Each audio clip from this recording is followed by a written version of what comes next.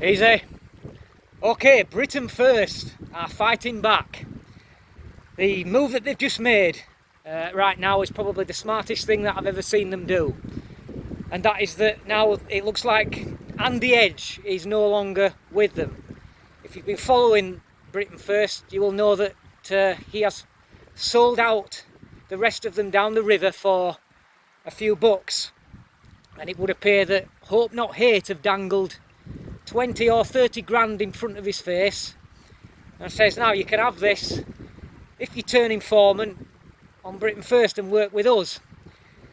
Well, I can perhaps understand if the guy is short of money all the time, which it would appear like he is, because Paul Golding says that he's always trying to scrounge off the Britain First money for his own personal living expenses.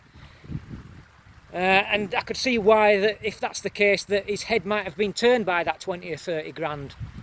But personally, I would never sell people who I am loyal to or are loyal to me down the river for any sum.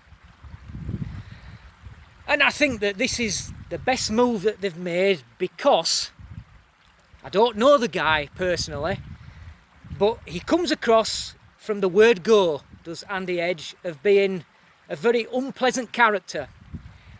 He seems to have no ability to speak to people with any form of respect.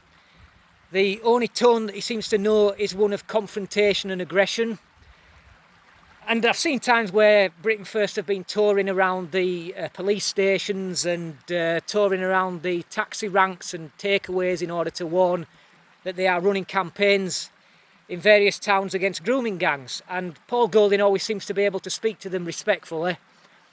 Now, I know that there have been accusations about Paul Golding and domestic abuse, but I'm sorry, as far as I'm concerned, all they are is just hearsay accusations. I've never seen him on any charges, I've never seen it be made official, so until that happens I don't believe it. But Golding and the others always seem to be able to start the conversation and be respectful, but the minute Andy Edge opens his mouth, he seems to take the confrontational tone and the rather nasty and unpleasant tone.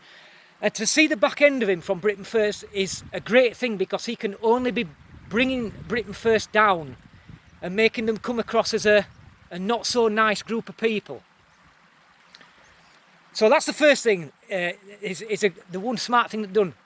Secondly, you will probably have seen the recent exposure of hotels who are housing illegal migrants. Well, we've seen one now in Birmingham where it's actually near to a girls' school, and it would appear in quite a surprising move that the head of this girls' school has actually written to parents and warned them that their daughter should not use the bus stop right outside the hotel and should walk a different route to get to the school.